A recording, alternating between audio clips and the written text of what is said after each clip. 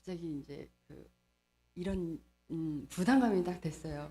어떤 부담감이 됐냐면 이곳에 탁구를 좀 치시는 분이 계실 텐데 간증 마치고 저하고 탁구 한번 치자고 하면 저는 연습을 지금 몇십 년을 안 했는데 지면 어떻게 할까? 막 이런 생각이 잠깐 들었는데요.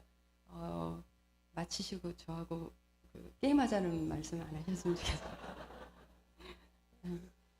오늘 이렇게 오면서 아직도 지금 이렇게 아름다운 지금 계절인데 삼분 아름다운 교회에서 저희 간증을 나눌 수 있게 또 이 복된 주일날 나눌 수 있는 기회를 주신 하나님께 먼저 감사를 드립니다. 다음 주에 이제 새생명 축제가 있다고 들었는데요.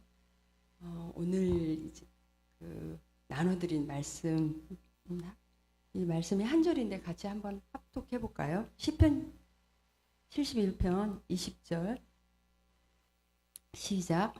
여러 가지 심한 고난을 보이신 주께서 우리를 다시 살리시며 땅 깊은 곳에서 다시 이끌어 올리시리이다. 아멘.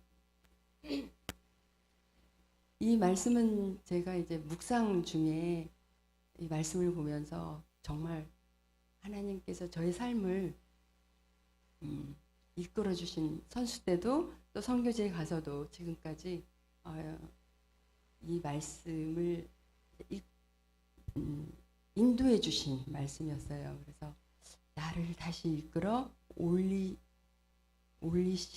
하나님으로 돼 있는데요. 저는 최근에 이제 올리시는 하나님으로 바꿔봤어요. 왜냐하면 나를 다시 이끌어 올리신 하나님은 이제 또 과거가 될 수도 있잖아요. 그러나 올리시는 하나님은 계속 이제 우리가 평생 하나님과 동행하면서 살면서 우리를 이끌어 올리시기 때문에 이제 올리시는 하나님으로 바꿔봤는데 오늘 저희 간증을 나누게 될 때 저의 은혜를 또 주시고 또 땅 깊은 곳에 있는 저를 다시 이끌어 올리신 그 하나님이 우리 성도님들의 또 하나님 동일하게 베푸시는 그런 하나님 되기를 간절히 바랍니다. 저는 고향은 익산이에요. 이전에는 일이었죠. 뭐 일이 하면 혹시 생각나시는 거 있으세요? 네, 좀 좋은 게 좀 생각나면 좋은데 이게 일이 하면 폭발 사고밖에는 또 생각이 안 나더라고요. 근데 저가 그때 중학생이었거든요.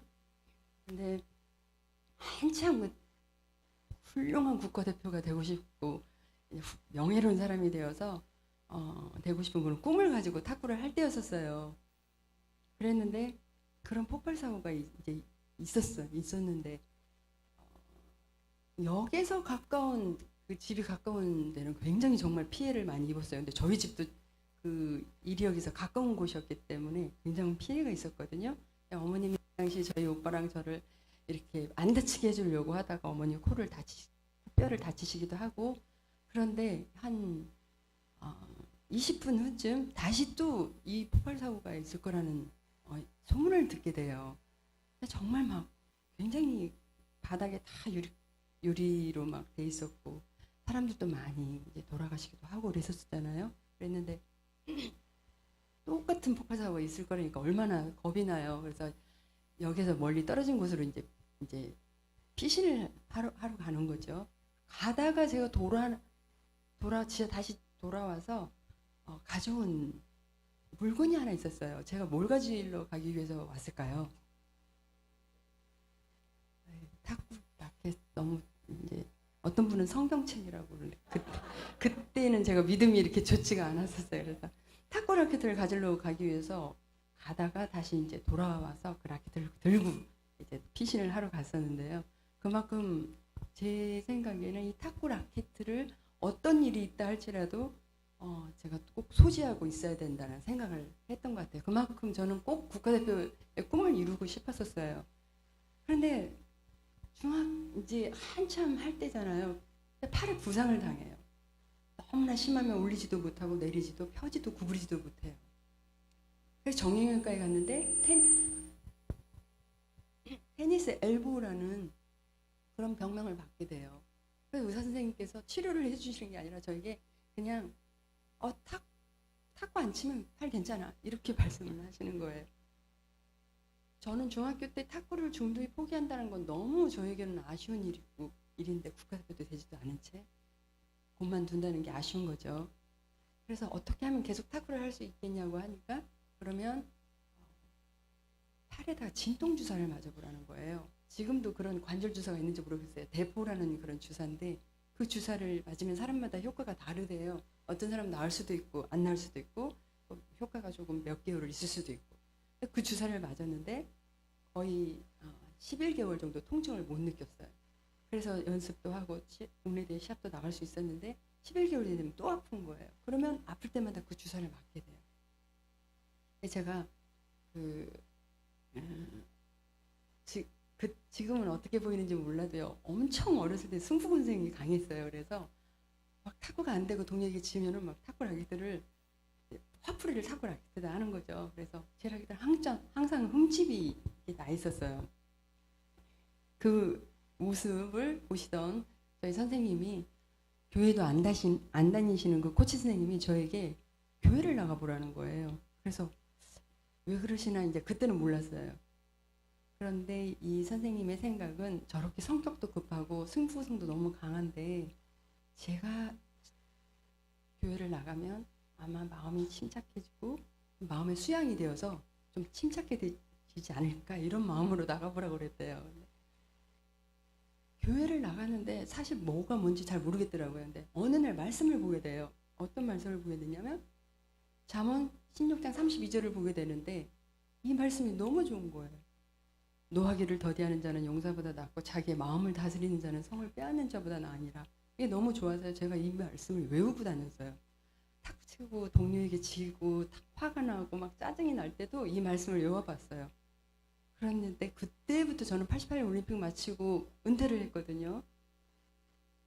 그때부터 은퇴할 때까지 한 번도 제 라켓에 흠집이 난 적이 없었어요. 말씀이 정말 위력이 있구나라는 걸 그때부터 알게 됐는데 저는 방과후가 되면 집에 먼저 가지 않고 교회를 먼저 왔었어요. 그때는 이제 마루로 돼 있으니까 앉아서 무릎을 꿇고 하나님 앞에 기도드린 게 뭐였냐면 하나님 저 팔 낫게 해주세요. 그게 기도였어요. 저희 기도.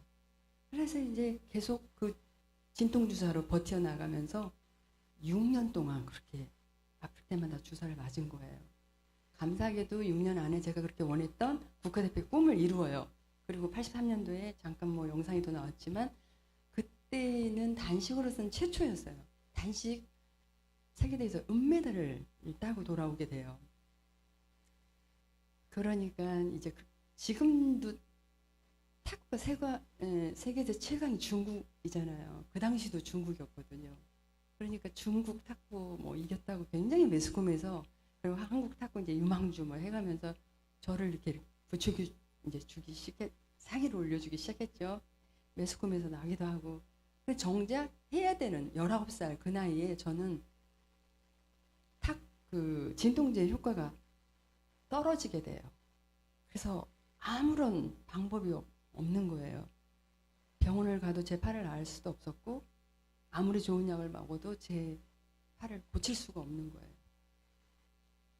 은퇴를 해야 된다라는 생각이 이제 들었을 때 저희 같이 탁구하는 동료의 어떤 어머님이 집사님이셨는데 어느 기도원을 한번 가보라고 저에게 권유를 하시게 돼요. 근데 뭐 기도원 사실 그 당시만 해도 저는 잘 이렇게 안수기도 받고 나왔다 이거에 대해서 인식이 저에게 좋지가 않았었는데 제가 아무런 방법이 없으니까 한번 가보고 싶더라고요. 특히 그 기도원은 차범근 축구선수가 관절염 안수기도 받고 나왔다는 얘기에 제 귀가 솔깃했어요. 그래서 그 기도원을 찾아갔는데 좀 기도원이 안수기도만 하는 곳이 기도원인 줄 알고 갔는데 목사님 말씀을 하고 계신 거예요. 그 말씀이 저희들이 잘 아는 복음에 관한 것이었어요. 예수 그리스도께서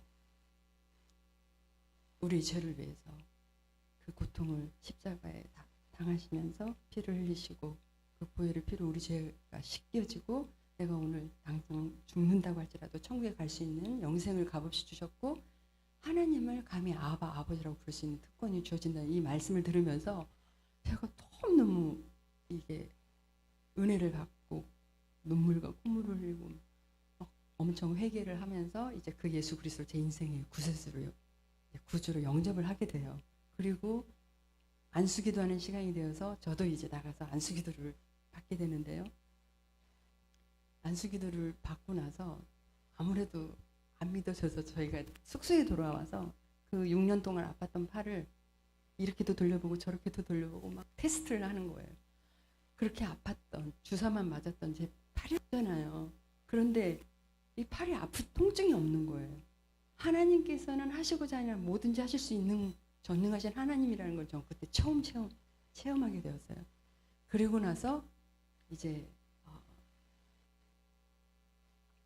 훌륭한 탁구 선수가 되어서 명예로운 사람이 되겠다는 저의 중심에서 하나님께 영광을 돌리겠다는 하나님 중심으로 바꾸게 돼, 제 가치관이 바뀌어지게 돼요.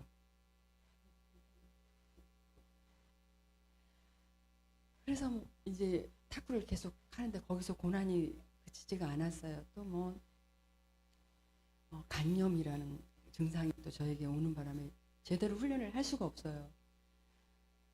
두통이 오고 8시 반 되면 불빛을 보지 못하고 그러면서 또 이제 국제대회를 나가게 되고 승리의 기쁨만 있으면 좋잖아요. 근데 또 패배의 아픔도 맛보게 되고 86년 아시안게임과 88년 올림픽 때 서울에서 있었는데 그 대회를 앞두고 국가대표도 또 탈락을 하게 되고 그러면서 방황을 하면서 절망하고 또 실망을 하게 되고 정말 세상은 냉정한 거구나. 승부 세계는 이렇게 냉정한 거구나.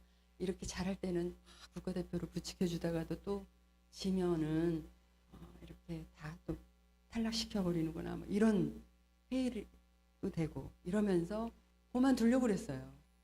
그런데 말씀을 그 당시에 잠언을 보는데요. 오늘이 3일이면 3장을 보고 4일이면 4장을 보고 하루에 한 장씩 보고 있었을 때 24장을 보는데 16절에 그런 말씀이 있는 거예요. 대저 의인은 7번 넘어질지라도 다시 일어나거니와라는 말씀을 보면서 마치 하나님께서 여기서 주저앉지 말고 다시 일어나라고 말씀해 주시는 것 같았어요. 그래서 이 말씀을 붙들고 이제 국가대표가 다시 되기 위해서 선발전을 이제 치르는 거예요. 3차, 2차, 1차전을 쳐야 되는데 30명이 리그전을 해야 되는 간염이 있었던 저로서는 육체적으로 피곤한 일이기도 하고 세계 랭킹 2위까지 갔는데 또 중고등학생부터 치러야 되는 자존심이 상하는 일도 있었지만 이 말씀을 붙들고 이제 한 거예요. 하고 다시 최강의 자리를 차지하고 이제 86년 아시안 게임 때부터 현종화 선수와 함께 복식의 조를 이루어서 아시안 게임부터 하는 거예요. 기억이 나실지 모르겠는데 아시안 게임 또 88 올림픽 모두 한국 남녀 모두가 다 금메달을 따게 돼요. 예상치도 않았고 기대치도 않았는데 금메달을 딴 이유는 한국 선수 남녀 모두가 그리고 감독 코치까지 다 예수 믿는 사람들이었어요. 우리가 함께 시합을 하기 전에 예배를 드리고 또 합심해서 기도하는 그 믿음의 정신력이 있었어요. 하나님께서 그걸 긍휼히 여기신 것 같아요. 그리고 정말 모두도 기대하지 않았던 그 중국을 단체전에서 남녀 모두가 이기고 또 88 올림픽에서는 남자가 금메달, 은메달 단식에서 여자는 현종화 선수 저와 복식에서 금메달을 따게 되는데 여러 시합들이 있어요. 그런데 저는 아직도 잊지 못할 시합이 하나 있어요. 그 시합이 뭐였냐면 아시안 게임도 있고 올림픽도 있겠지만요. 그 전에 87년대에 무슨 대회가 있었냐면 세계선수권대회가 있었어요. 그 대회에 왜 제가 유난히도 기억이 남냐면요. 저는 아시안 게임 끝나고 나서 이제 간에 무리가 돼서 병원에 50일을 입원을 했었어요. 의사 선생님도 주치의 선생님도 이제는 무리하면 안 된다라고 말씀을 해주실 정도로 안정을 취하고 있었어요.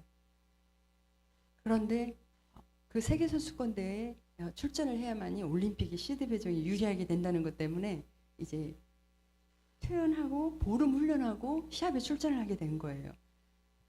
연습을 많이 하고 가지 않았기 때문에 탁구도 자신이 없었고 또 몸 건강도 약했고 이러니까 이제 숙소에서 그렇게 기도를 드려요. 하나님, 저는 지금 몸이 너무 약합니다. 그리고 탁구 너무 자신이 없습니다. 하나님, 저 할 수 없습니다. 하나님, 저 도와주세요. 이렇게 기도를 드리게 돼요. 그런데 단식 준결승을 오르게 됐는데요. 상대는 중국의 다이리라는 선수였어요. 제가 81년부터 국가대표가 되었지만 한 번도 그 선수를 이겨보지 못했던 선수였어요. 2대2가 됐는데 마지막 5번째 시합을 하는데요. 지금은 탁구가 11점으로 바뀌었잖아요. 그때는 21점이었잖아요. 그런데 점수가 그 선수가 18이고 제가 11이어요. 그 선수는 3점만 따면은 결승에 오르게 되고 저는 무려 10점을 따야 되는데 제 마음에 하나님께서 이렇게 평안함을 주시고 침착함을 주셔서 최선을 다해서 한 포인트 한 포인트 해 나갔는데요. 그 선수 18이라는 점수를 그대로 묶어놓고 10점을 연속적으로 따면서 21대 18로 역전승을 거두게 돼요. 할렐루야. 저는 그 대회를 마치고 나서 하나님께 드린 고백이 있었어요. 고린도전서 1장 27절의 말씀이에요. 하나님께서 세상에 미련한 것들을 택하사 지혜 있는 자들을 부끄럽게 하려 하시고 세상에 약한 것들을 택하사 강한 것들을 부끄럽게 하려 하시고라는 이 말씀이 저의 고백이 된 이유가요. 너무나 상황이 암담하고 몸도 약하고 탁구에 자신이 없어 할 수 없다라고 생각할 때 하나님 저는 너무 약합니다라고 고백하는 저를 들어서 강하게 하셨고요. 하나님 저는 자신도 없고 할 수 없습니다라고 고백하는 저를 들어서 하게 하셨기 때문에 저 말씀이 저의 고백이 될 수가 있었던 거예요. 하나님께서는 우리 삶에 있어서 우리가 너무 연약하고 부족하고 우리 삶의 한계를 느낄 때 하나님 저는 너무 약합니다라고 고백하고 그 모습을 너무나 기뻐하시는 것 같아요. 할 수 없는 자를 하게 하시고 약한 자를 강하게 해주셨던 저희 하나님께서 오늘 이 자리에 계시는 우리 여러분들의 하나님이 되어주시길 간절히 바랍니다. 저는 탁구를 은퇴를 하고 나서요. 참 이제 제1막이 선수로서 끝났잖아요. 그런데 제2의 막의 인생이 너무나 중요했던 것 같아요. 근데 많은 분들이요. 제가 은퇴를 하고 나니까 이제 그 후배 양성을 해야 되는 지도자의 길을 가라는 거예요. 그리고 그렇게 가야만 할 것 같았어요. 그래서 그 당시 이제 저는 그 대학원에 체육학과에 들어가서 기왕이면 지도자가 되기 위해서 이론과 실기를 겸한 멋진 그런 지도자가 되어보고 싶었기 때문에 그 당시에 제가 삼성 제일모직 소속했는데 그 제일모직이 지금 이제 삼성 탁구단이 삼성생명으로 바뀌었는데 그곳에서 선수들을 지도하면서 이제 또 그 체육학과를 다니면서 이렇게 병행을 하면서 지도자의 길을 걷고 있었어요. 제가 그 은퇴를 하고 나니까 이런 생각이 들었어요.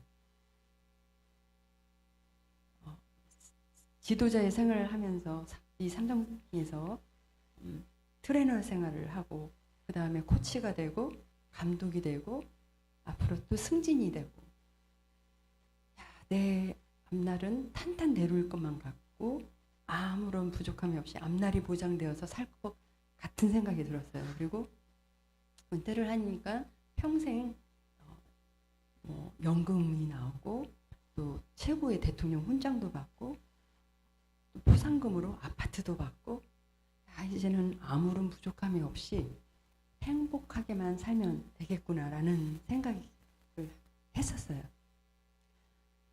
많은 분들도 그런 저의 모습을 보고 부러워하기도 했고 저는 그냥 이제 행복하게만 아무런 부족함이 없이 살면 되는 거예요. 그런데 아무런 제 속에 기쁨이 없는 거예요. 행복하지가 않아요. 근데 그 이유를 모르겠어요. 그때는 몰랐어요. 사실 저는 크리스찬으로 많이 알려졌고 올림픽이 끝나고 나서 그 교회에서도 많이 간증의 요청이 왔고 하지만 저는 제 삶의 우선순위가 이론과 실기를 겸한 멋진 지도자였었어요. 그래서 간증의 요청에 응하지도 않고 하나님의 일이 제 삶의 우선순위가 아니었어요. 점점점 시간이 갈수록 제 영혼이 공고해지고 메말라지고 기쁨이 없고 어느 날 이런 생각이 들었어요. 내가 근데 지도자를 왜 하려고 하고 있지? 그 목적이 뭐지? 의미가 뭐지? 이런 생각이 들었어요. 그러면서 자꾸 제가 제 영혼이 침체되고 이제 있는 것을 느끼면서 그 당시 저희 어머님께서 이제 간암으로 투병 생활을 하시게 됐어요. 저희 어머니를 간호해드리면서 한 달 만에 어머님이 먼저 천국에 가셨어요. 근데 그 어머님은 어머님에 대한 좋은 기억이 다 있으시겠지만 저희 어머님은 저에게 있어서 저는 어머님이 세상에 없는 세상을 생각을 해보지 못했었어요. 어렸을 때부터 초등학교 다니면서 탁구를 하기 시작했지만 얼마든지 탁구를 할 수 있게끔 재정적으로도 지원해 주셨던 분이셨고 눈이 오나 비가 오나 새벽 기도를 다니면서 저를 위해서 배후에 기도해 주셨던 그렇게 든든한 기둥과 같은 어머님이셨는데 어머님이 63세에 이제 먼저 천국에 가시게 된 거예요. 그러면서 저는 무기력하게 침체가 되어서 이제 체육관에도 가지도 못했고 학교에 가서 공부도 못하는 그런 나날들을 보내고 있었어요. 그런데 그것이 우울증의 증상이라는 걸 저는 그때 알지 못했어요. 사람을 만나는 것도 싫고요. 저희 가까이 계시는 집사님들이 강화도에 아름다운 코스모스가 있으니까 그 드라이브 가자라고 하는데요. 그 차 안에서 누가 저를 본다고 제가 옷을 뒤집어 쓰고 거기까지 가는 그런 증상이 저에게 있었고 이러한 증상들을 보면서 저희 집사님이 한번 그 정신과에 가서 상담을 받아보자는 거예요. 그래서 제가 딱 정신과라고 써있는 데를 이렇게 가는데 이런 생각이 들었어요. 내가 왜 여기를 와? 이런 생각이 들었어요. 근데 그 정상적인 사람은요, 거기를 가잖아요. 그러면 내가 왜 거기에 와? 이렇게 생각하지 않는데요. 근데 왜 내가 여기를 가라고 생각하는 사람은 정말 꼭 상담이 필요한 사람이라는 거예요. 근데 갔는데요.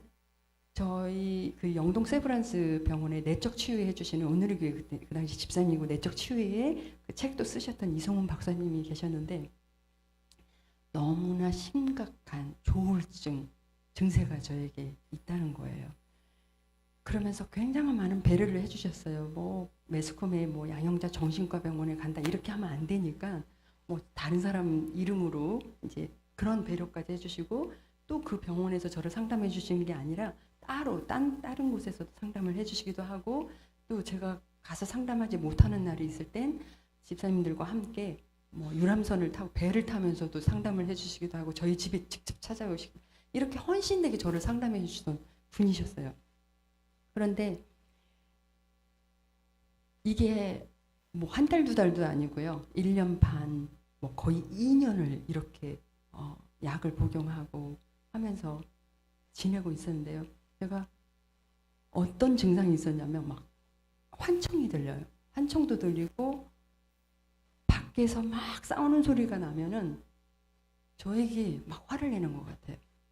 그리고 밖에서 누가 침을 탁 뱉으면 저에게 침을 뱉는 것 같고 이런 막 증세로 제가 너무너무 밤에 잠도 못 자고 그렇게 힘든 생활을 하고 있었어요. 표정들이 전혀 안 믿어지신다는 표정인데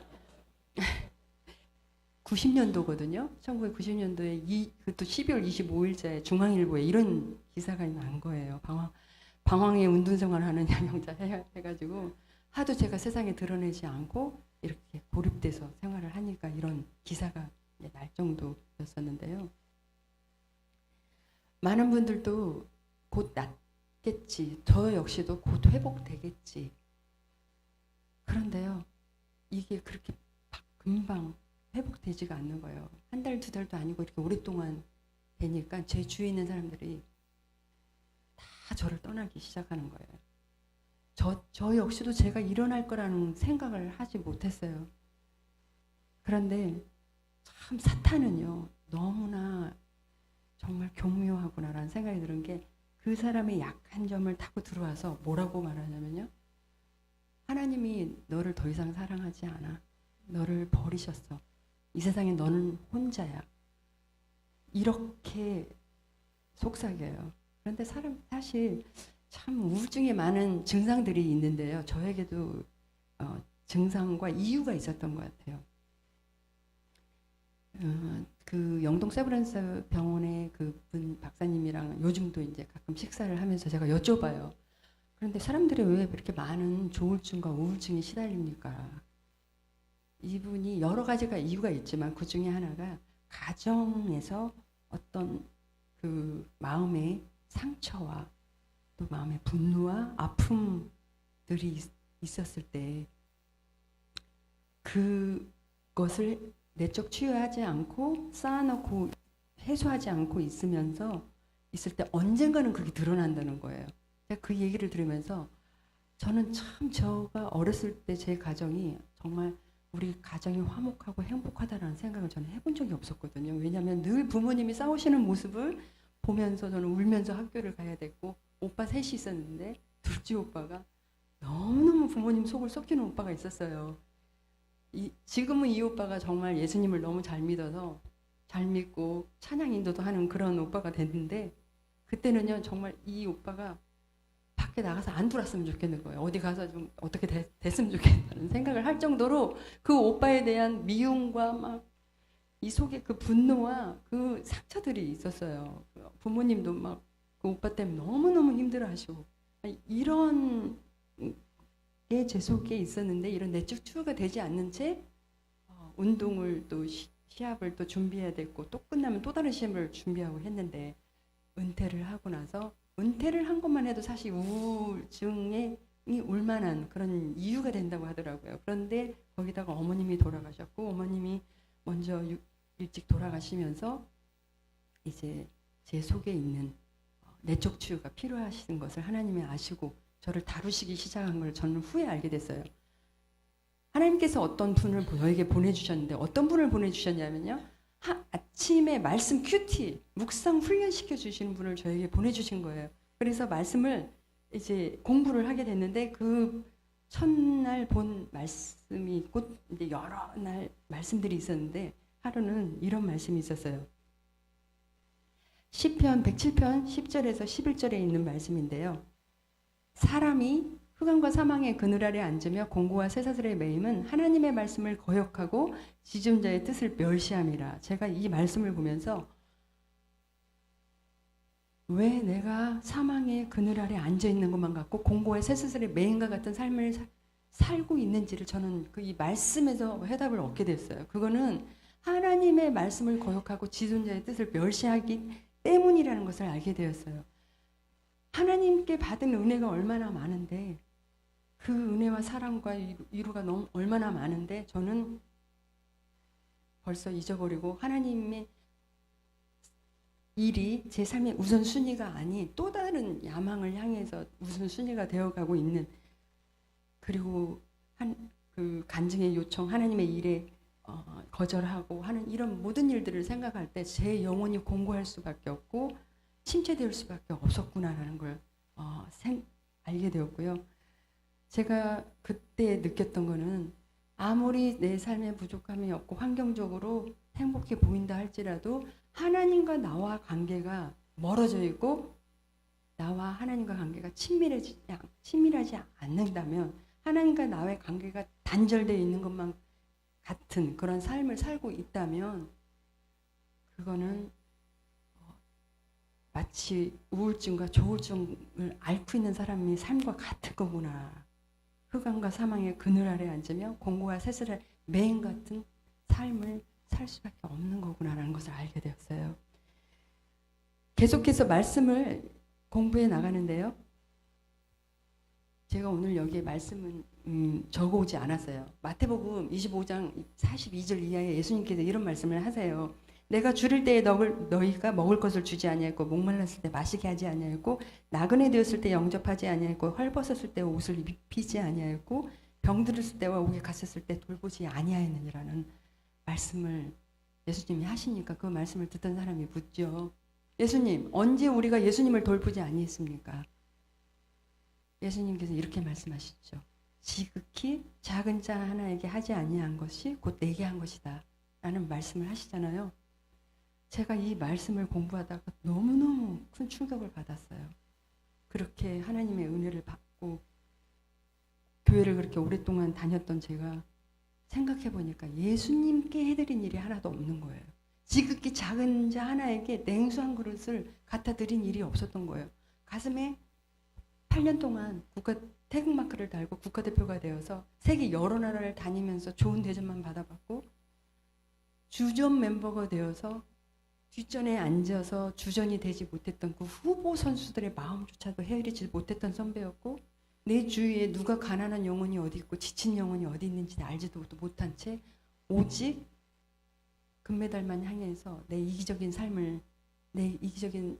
삶을 살아왔구나라는 생각을 하니까 너무너무 회개가 되고, 하나님 앞에 기도하면서 헝헝 울면서 그렇게 하나님 앞에 기도를 드렸어요. 하나님, 제가 이 우울증이 제가 회복이 된다면 제가 이런 삶을 살고 싶습니다. 어떤 삶이었냐면요, 그 당시는 낮에내처럼 밤엔 달처럼 찬양이 참 많이 이렇게 들려졌었어요.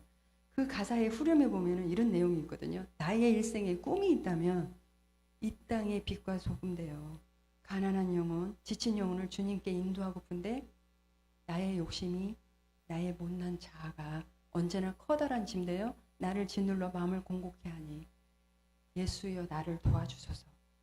이 찬양이 있는데 제가 이 찬양을 하면서 너무너무 엉엉 울었어요. 울면서 그렇게 기도를 드린 거예요. 이러한 삶을 살고 싶다라고 그렇게 기도를 드렸어요. 그런데 하나님께서는요, 시편 107편 20절에 이런 말씀을 주셨죠. 그가 그의 말씀을 보내어 그들을 고치시고 위험한 지경에서 건지시는도다. 하나님께서 저희에게 말씀을 보내주셔서요, 말씀의 광채가 저희에게 비춰지기 시작하니까요, 저는 그 조울증, 우울하다는 그 우울증에서 회복되어 가기 시작했어요. 요즘은 너무나 많은 우울증과 조울증이 정말 있는 것 같아요. 참 생각보다 너무나 많이 있고 너무나 위험하고. 저는 제가 조울증을 알아본 사람으로서 꼭 권면합니다. 상담을 받고 약을 복용하고 너무 중요해요. 그런데 더 중요한 게 있어요. 하나님의 말씀인 거예요. 말씀이 치유가 있다는 것을 알게 됐어요. 히브리서 4장 12절에 이런 말씀이 있잖아요. 하나님의 말씀은 살아있고 활력이 있어서 좌우에 날쌘 어떤 검보다도 예리하여 폰과 영감이 관절과 골수를 찔러 쪼개기까지 하며 또 마음의 생각과 뜻을 판단하는 이 말씀 있잖아요. 말씀은요, 그 어떤 것도 회복시킬 수가 있다는 걸 저는 믿습니다. 혹시 이 가운데 저처럼 우울증, 조울증을 앓고 있는 분들도 있을 수 있고요. 또 영적인 방황기를 겪고 있는 분들도 있을 수도 있고요. 정말 오늘 말씀처럼 여러 가지 심한 고난 가운데서 끝도 보이지 않는, 그 터널이 아주 끝도 보이지 않는 그런 낙담을 하고 계시는 분들도, 그런 어려운 문제로 힘들어하고 있는 분들도 계실 수 있는데요. 하나님께서 오늘 호세의 말씀으로 이렇게 말씀하고 계십니다.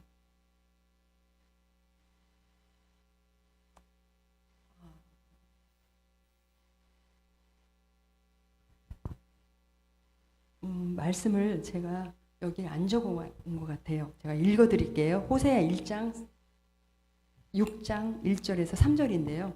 오라, 우리가 여호와께로 돌아가자.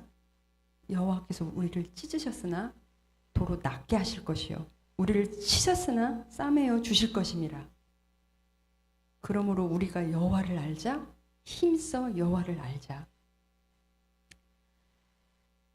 저는 하나님께서 오늘 너무 낙담하고 상처받고 상한 감정으로 힘들고 정말 여러 가지 심한 고난 가운데 있는 분들에게 오늘 주시는 권면의 말씀이라고 생각합니다. 오라, 우리가 먼저 여호와께로 돌아오라고 말씀하고 계세요. 이 말씀이 아직도 예수님을 믿지 않는 분이 있으시면 물론 하나님께 먼저 돌아오는 말씀도 되지만요, 이미 예수님을 믿고 있는 분들에게 하나님보다 더 의지하고 있고 하나님보다 더 집착하고 사랑하고 있는 그 무언가가 있다면 그 우상으로부터 다 내려놓고 다시 하나님께 먼저 돌아오라고 말씀하고 계시는 본문이에요. 그렇게 될 때 여호와께서는 우리를 찢으셨으나 도로 낫게 하실 것이라고 그러셨고요. 우리를 찢었으나 다시 싸매어 주실 것이라고 말씀하시고 있는 거예요.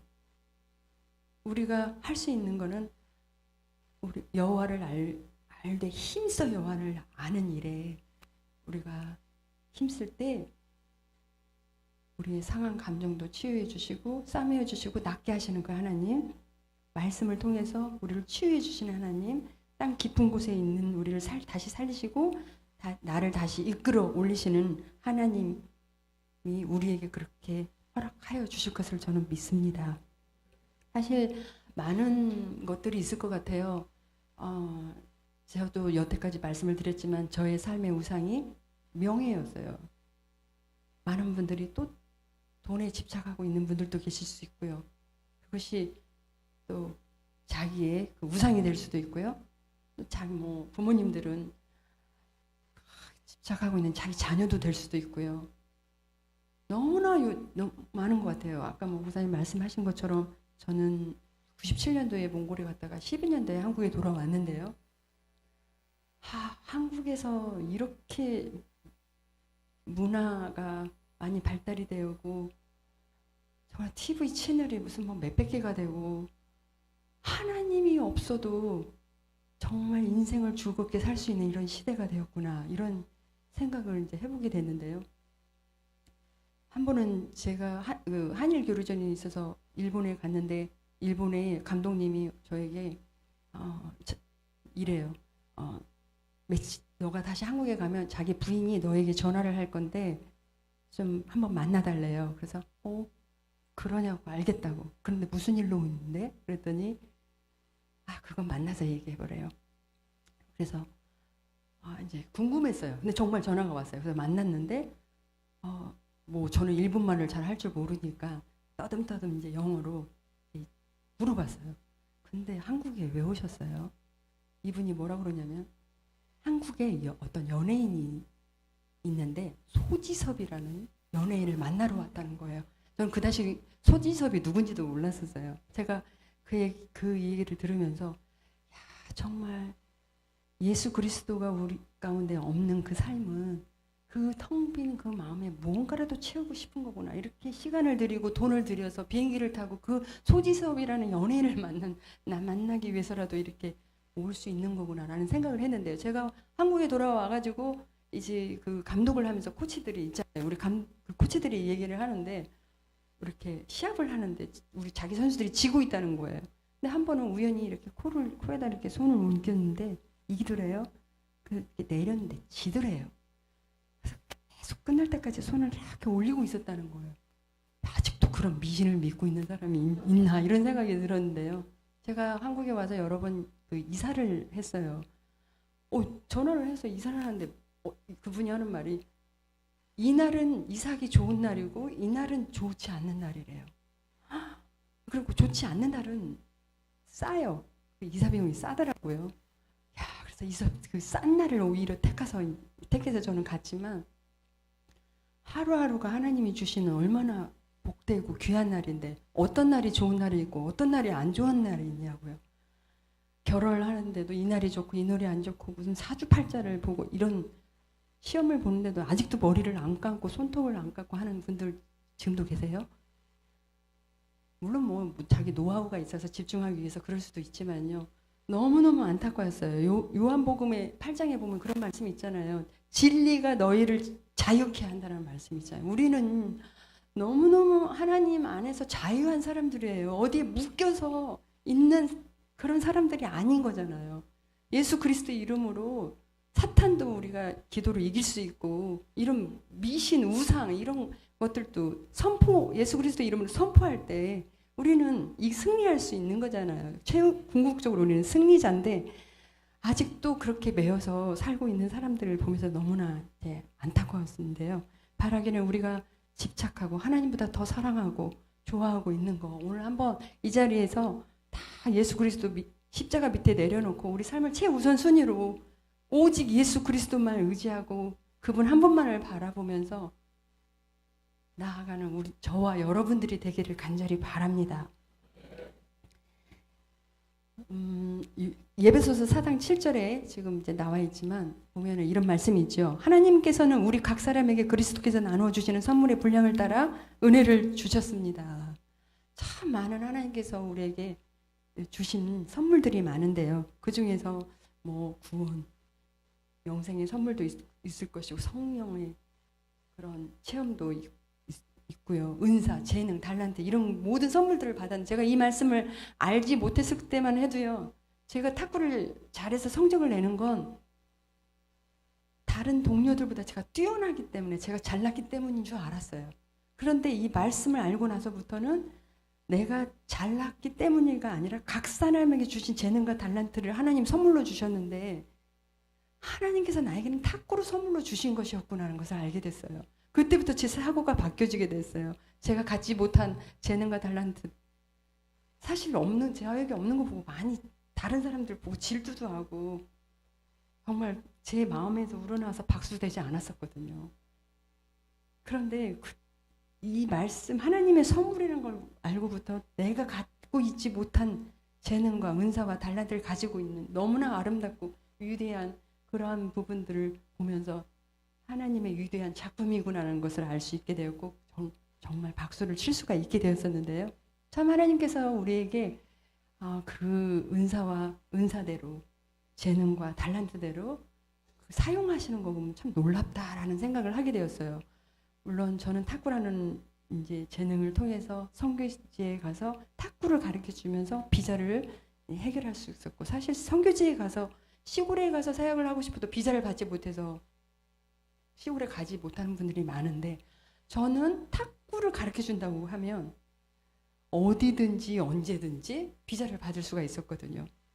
그래서 그 비자를 받고 시골에도 갈 수가 있었는데 제가 제 남편을 만났을 때는 그 연합뉴스 국제부 기자였어요. 그런데 그 남편이 그 당시에 어떤 일을 하고 있었냐면 취재하는 이런 기자가 아니고 한국 뉴스를 번역해서 해외로 보내는 일을 6년 동안 한 거예요. 그런데 그때는 왜 하나님이 이 일을 하시게 했는지 몰랐던 거예요. 나중에 몽골에 선교사로 가서 알게 되었는데 그 몽골이 내몽골이 있고 외몽골이 우리 한국이 남북한 분단국가처럼 몽골도 분단국가가 있다는 것을 거기서 알았어요. 그런데 말은 같은데요. 문자가 다른 것을 이제 알게 된 거예요. 저희 남편이 가서 언어 공부를 하고 정말 하나님이 주신 은사랑 그 재능이 있으니까 다르더라고요. 언어 배우자마자 만든 게 몽골 어린이들에게 애니메이션, 기독교 가치관이 들어있는 애니메이션 10권을 이제 번역해서 보급을 하게 되고요. 남편이 그곳에 가서 내몽골이 성경이 없다는 걸 알게 돼서 이제 성경을 번역하게 돼요. 그래서 외몽골이랑 그 울란바토르라는 그 문자는 저 위에 있는 문자고요. 오른쪽에 있는 문자가 그 내몽골 문자예요. 근데 서로 말은 통해요. 말은 같은데 저렇게 문자가 다르니까 울란바토르에 있는 성경이 내몽골 사람에게 주면은 읽지를 못하는 거예요. 그래서 이제 남편이 성경 번역을 사역을 하게 됐거든요. 해서 이제 지금은 완역을 다 해서 다시 한국에 들어와서 성경 번역 컨설턴트로 이제 뭐 네팔도 가고 중국의 수수부족도 가고 여러 군데 이제 성경 번역 컨설턴트로 이제 일을 하고 있는데요. 그곳에서 이제 여기는 울란바토르 그 수도고요. 아주 수도로서는 세계에서 제일 추운 곳이죠. 7월만 빼고 언제든지 눈이 올 수 있는 그러한 곳이 몽골 울란바토르 수도예요. 저는 이제 탁구 사역을 거기서 하면서 비자를 받으면서 이제 사역을 했고 저희가 언어 공부 마치고 간 곳이 어디였냐면 동구비주라는 곳이었는데 기차를 10시간을 타고 이제 저런 곳에 갔어요. 저 간 이유는 현지인 3명이 있는데 우리 울란바토르 수도에 있는 몽골 목사가 저 3명을 위해서 10시간 기차를 타고 왔다 갔다 하다가 폐렴에 걸리게 된 거예요. 그래서 우리가 저곳에 가서 사역을 하면은 이 몽골 목사가 오지 않아도 되기 때문에 저희가 저곳을 가게 됐는데 정말 척박해요. 뭐 한국 사람도 없고 한국 슈퍼 이런 건 뭐 있지도 않고요. TV니 핸드폰, 인터넷 이런 거는 뭐 상상도 못하고 물도 나오지 않아서 어떤 때는 물차가 와요. 그럼 바켓을 들고 가서 이제 물을 떠다가 그 물을 사용하기도 하고 저런 척박한 곳에서도 제 영성을 유지할 수 있었던 이유가 있었다면 말씀, 하나님 말씀 묵상 훈련이 있었기 때문이었어요. 어떤 날이 있어도 말씀을 먼저 보게 되는 거예요. 물론 우리 성도님들 한국에서 정말 새벽 기도에서 목사님 말씀을 먹고 듣고 이렇게 또 적용하고 살고 계시잖아요. 그런데 저곳에 뭐가 있어요? 말씀. 아침에 일어나면요. 하나님께서 오늘 나에게 무슨 말씀을 주실까? 기대하고 설레는 마음으로 묵상을 먼저 하게 되는 거예요. 그러면 그 말씀을 어떤 때는 내가 적용할 게 있어서 그 말씀에 적용하고 순종할 때도 있지만 어떤 때는 도대체 이 말씀이 왜 나에게 주셨고 이 말씀 뜻은 무엇인지도 모르겠고 할 때도 너무 많아요. 그런데 말씀을 그 무엇보다도 우선순위로 이사를 자주 가도 그 이사 가는 날 아침이 되어도 제가 아이를 낳는 날 아침이 되어도 먼저 말씀을 먼저 보게 되는 그 훈련이 있으니까 하잖아요. 그러면 하나님께서 이 말씀을 통해서 나에게 오늘 뭐라고 말씀하시고 그 말씀에 따라 적용하고 그 말씀에 따라 순종하는 이러한 삶을 살 때 제 인생을 이렇게 이끌어 가시는 것을 볼 수가 있었는데요. 영성을 유지할 수 있었던 건 말씀 훈련 그리고 함께 가족이 예배를 드리고 또 중보기도 하는 이런 일이 있었기 때문에 가능했었어요. 그곳에서 여러 가지 일이 있었는데요. 이제 저는 탁구 선수들을 이제 지도하면서 이제 여기는 저희 그 교회의 성도들과 사진을 찍은 건데 저 끝에서 있는 남자분이 계시죠. 밑에 이렇게 끝에 두 번째 밑에 이렇게 좀 코시엄 있는 분이 계세요. 근데 그곳에 학교에서 탁구 코치를 하고 계셨어요. 그런데요, 너무너무 생긴 게 우락부락하게 생기셔가지고요, 제가 3일을 정말 말을 못 붙였던 것 같아요. 그래서 이제 그 훈련을 이제 애들을 탁구를 하고 있는데 탁구대도 너무 허름해서 제가 컨테이너로 가져가는 탁구대가 있었어요. 그걸 이제 깔아주고 선수들을 이게 탁구를 가르쳐주고 그래서 어느 날은 어느 정도 이제 탁구를 가르쳐주면서 하루는 이 아이들에게 우리 집에 초대를 해서 이 애들에게 전도를 해야 되겠다고 생각을 했어요. 그런데 이 코치를 과연 전도를 해야 되나 말아야 되나 이런 생각이 들어서 할까 말까 결국 안 했어요. 이유는 제가 선수들에게 전도할 때 이분이 방해를 할지 모른다는 생각이 인간적으로 들었어요. 그래서 이 선생님을 초대하지 않았거든요. 그런데 아이들을 언제 오라고 한 날 우리 집에 와서 이제 제가 가지고 간 이 비디오 이렇게 보여주면서 저 때는 올림픽이고 저 때는 아시안 게임이고 이렇게 보면서 제가 간증을 하면서 전도를 하려고 한 그 날 저는 이 선생님을 초대하지 않았거든요. 근데 왔어요, 이 선생님이. 어서 이 얘기를 듣고 이제 왔는데 할 수 없이 이제 제 간증과 이제 전도하는 걸 들었어요. 근데 다 끝나고 선수들은 돌아갔어요. 이 선생님이 안 가시는 거예요. 빨리 이제 좀 어느 정도 됐으면 이제 가셔야 되잖아요. 안 가신 거예요. 몽골에 이런 얘기가 있더라고요. 손님들이 집에 왔는데 너무 안 가면 그냥 이렇게 말을 한번 전한 이렇게 툭툭 던진대요. 너네 집이 여기서 얼마나 머니? 라고 물어보면 빨리 집에 가라는 뜻이구나라는 것을 안다는 거. 그 말을 이제 알았지만 차마 그 말을 못하고 있었는데 이분이 안 간 이유가 있었어요. 뭐냐면 제 간증을 듣고 너무너무 궁금했던 거예요. 정말 너가 아팠던 팔을 정말 하나님이 그렇게 고쳐주셨냐 기적적으로. 그리고 간염이 있었는데 올림픽 때 그렇게 금메달을 어떻게 딸 수 있었는지 막 이렇게 질문을 저에게 해와서 정말 그렇게 했다라고 막 얘기를 했어요. 근데요, 이분이 우리가 수요예배가 있었고 금요예배가 있었는데 그때부터 이제 교회를 나오게 됐어요. 어느 정도 열심히 나오더니 하루는 자기가 우리에게 와서 간증을 교인들에게 자기가 간증을 할 수 있게 해달래요. 근데 사실 이분이 화가이셨어요. 탁구 코치로 이렇게 월급을 받고 사는 분이 아니고 원래 화가이셨어요. 그런데 사진 그림 그렸던 2개를 가져온 거예요. 2개를 두 개를 이렇게 보여주면서 뭐라고 얘기하냐면요. 이쪽 사진을 좀 봐라. 이 그림을. 나는 예수님을 믿기 전에 이렇게 어두웠던 사람이었다. 그런데 오른쪽 사진을 보면서 예수님을 믿고 나서 이렇게 밝아졌다 하면서 그림 2장을 가져와서 간증을 하더라고요. 뿐만이 아니라 이제 그 탁구장 강당에 갔는데 갑자기 탁구 연습을 하려고 그러는데 애들아 다 모여봐. 그래서 뭐 하려고 그러나 하고 보니까 애들이 이렇게 오니까는요. 애들아 연습을 하기 전에 기도하고 시작하는 거야. 그러면서 자기가 기도를 탁 하는 거예요. 제가 그 이후에 그 신샨드라는 동국 위주를 저는 떠나서 내몽골이라는 곳에 갔는데 그 이후에 하나밖에 그 신샨드라는 곳에 하나밖에 교회가 없었는데 이후에 3개가 더 생겼고 이분이 그 교회 리더가 되었고라는 얘기를 듣게 됐어요. 제가 깨달은 거는 정말 사람을 외모로 판단해서는 안 되는구나. 때를 얻든지 못 얻든지 전도하라는 말씀을 제가 깨닫게 되었는데요.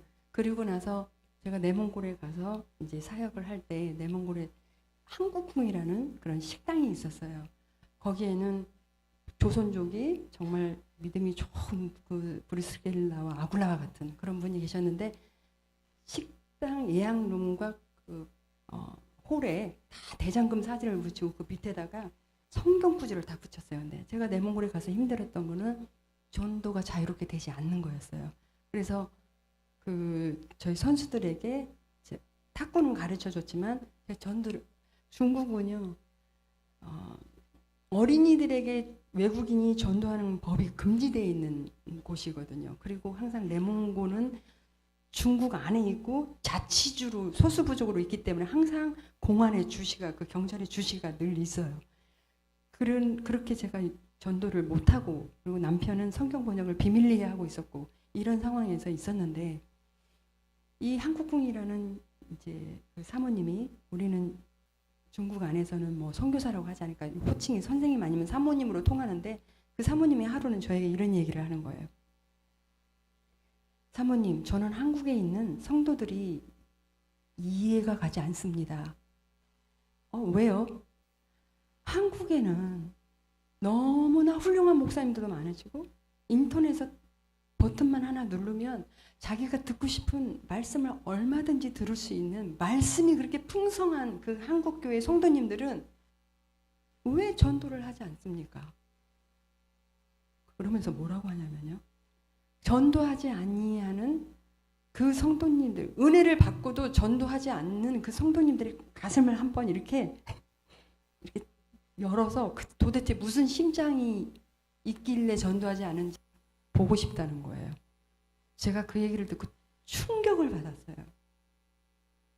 내몽고에서 8년을 이제 있었는데요. 저쪽에서 6년을 있었지만 전도하지 못하고 있었던 그게 저희가 도전이 됐어요. 그때부터 제가 하나님 앞에 기도했어요. 하나님, 상황은 이렇지만 저도 전도할 수 있게 해주세요. 기도했어요. 그런데요, 어떻게 길을 열어주셨냐면요, 그 내몽골은 다른 종목들은 다 몽골 사람들이에요. 그러니까 2,800만의 인구가 내몽고에 있는데 600만이 사실 그 내몽고 사람인데요. 다 내몽고라고 하더라도 자치주라도 다 한족이죠. 거의 한족인데 다른 종목들은 그래도 시르미니, 유도니 이런 부분들은 다 내몽고 사람인데 탁구만큼은 다 중국 선수들이었던 거예요. 그런데 어떻게 열어주셨냐면 길을요. 그 안에서 제가 전도를 못하니까 한국으로 그 선수를 데리고 전지훈련을 올 수 있게 길을 열어주셨어요. 그것도요. 대한항공에 지금 탁구단이 있는데 전무님이요. 내몽고 탁구 선수 모두 다 비행기를 무료로 그리고 숙식 다 무료로 그분도 그래요. 전무 후무원일이라고 그렇게 말씀을 해. 그런 길을 열어주셔서 그 학생들이 선수들이 한국에 와서 전지훈련을 하고 주일에 제가 교회를 데려가고 복음을 듣고 예수님을 영접하고 그리고 다시 내몽고에 와서 이제 토요일마다 같이 성경 공부를 하고 또 선수들이 세례를 받고 이러한 이제 일들이 하나님 길을 열어주셨어요. 좀 전에 아까 한일교류전 말씀을 하셨는데 한일교류전을 가면 5박 6일을 하게 돼요. 5박 6일을 하게 되면은 그래도 일본에 가니까 전도를 좀 해야겠다는 생각이 들어서 일본에 있는 목사님한테 제 호텔 주소를 줘가지고 그 전도지 좀 보내주세요 이랬어요. 호텔에 딱 도착했는데요. 박스가 큰 박스가 와 있는 거예요. 제가 아차 싶은 게 괜히 주문했나? 5박 6일 있어야 되는데 도대체 한일 교류전도 해야 되는데 어디를 어떻게 돌아다니면서 이거 전도하라고 이렇게 많은 전도지를 보내면 어떡해 막 이런 생각이 들어요. 딱 열어보니까 무슨 학생들한테 주라고 만화로 된 전도지도 있고 CD도 있고 어른들한테 주라고 하는 그런 것도 있는 거예요. 제가 새벽에 기도하면서 있다가 그 호텔의 창문을 이렇게 보는데요. 그 근처에 학교가 있던 모양이에요. 학생들이 막 등교를 하고 있더라고요. 근데 뭐 요즘 전도할 때 그냥 뭐 전도지 하나씩 줘서 되는 일이 아니잖아요. 그래서 저도 한국에서 이렇게 God loves you 이렇게 써있는 열쇠고리를 다 준비해가지고 하나님 당신 사랑하십니다라는 그런 책자 일본어로 된 그런 또 CD 전도지를 가지고 등교하는 학생들에게 다 이제 나눠주는 거예요. 제가 왜 오늘 이 말씀을 드리냐면요. 우리가 전도하지 않으려고 해서 그렇지요. 전도하려고 하면은요. 하나님께서 길을 열어주시더라라는 말씀을 하기 위해서 이 말씀을 드리는 거예요. 물론 전도하다가 저희 선교지에 있으면서요. 너무나 어려운 일도 많이 당한 봤어요. 단기 선교로 와가지고 정말 사역 잘하고 돌아오다가 사고가 나서 어떤 분 돌아가시기도 하고 갈비뼈가 부러지기도 하고 너무나 전도를 할 때 고난도 따라요. 그래서 디모데후서 4장 이런 말씀이 있죠. 너는 모든 일에 신중하여 고난을 받으며 전도자의 일을 하며 내 직무를 다하라 라는 말씀이죠.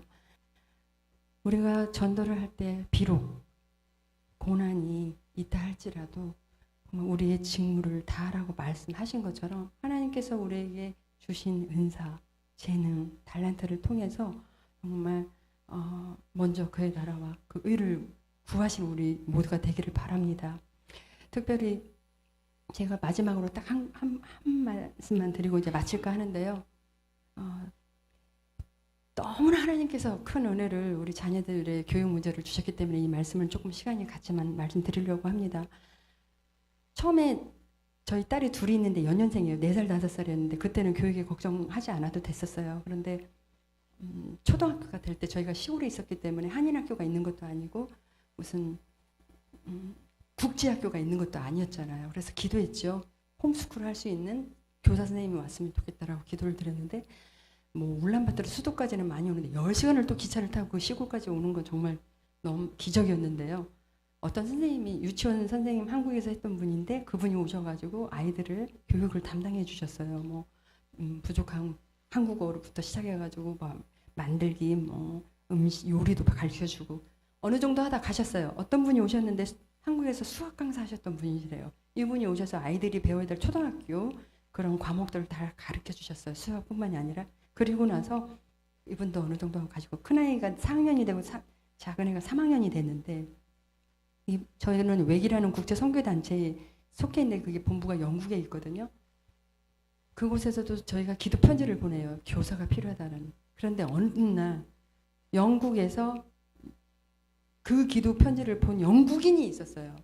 이분은 교사로만 초등학교 교사로만 9년 동안 한 분인데 그 기도 제목을 보고 그 9년 동안 다녔던 학교에 사표를 내고 그 학교에서 가르쳤던 영어 교과서를 들고 저희 아이 둘만을 가르쳐주기 위해서 오신 거예요.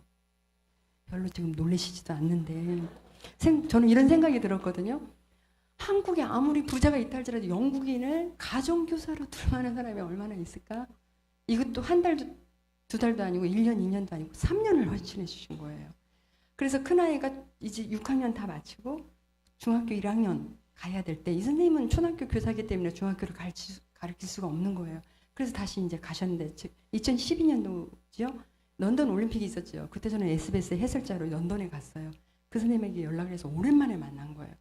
선생님 요즘 어떤 일을 하고 계십니까? 물어보니까 다시 영국에 돌아오셔서 그 사표냈던 학교에 복직해서 교사로 활동하고 계신다는 얘기를 듣고 너무나 감사했고 저는 평생 그 선생님을 잊을 수가 없어요.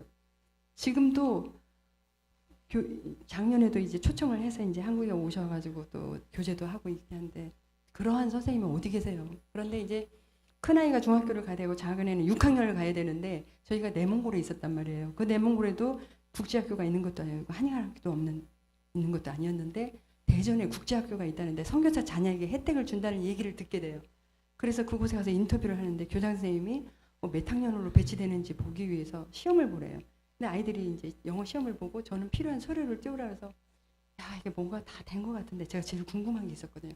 그러나 국제학교의 학비가 비싸다는데 얼마만큼 혜택을 줄 것인가가 제가 제일 궁금했는데 학비 얘기는 안 하시는 거예요. 할 수 없이 제가 사무실에 가서 이 학비가 얼마인지 물어봤더니 25,000불. 한 명당 1년간 25,000불.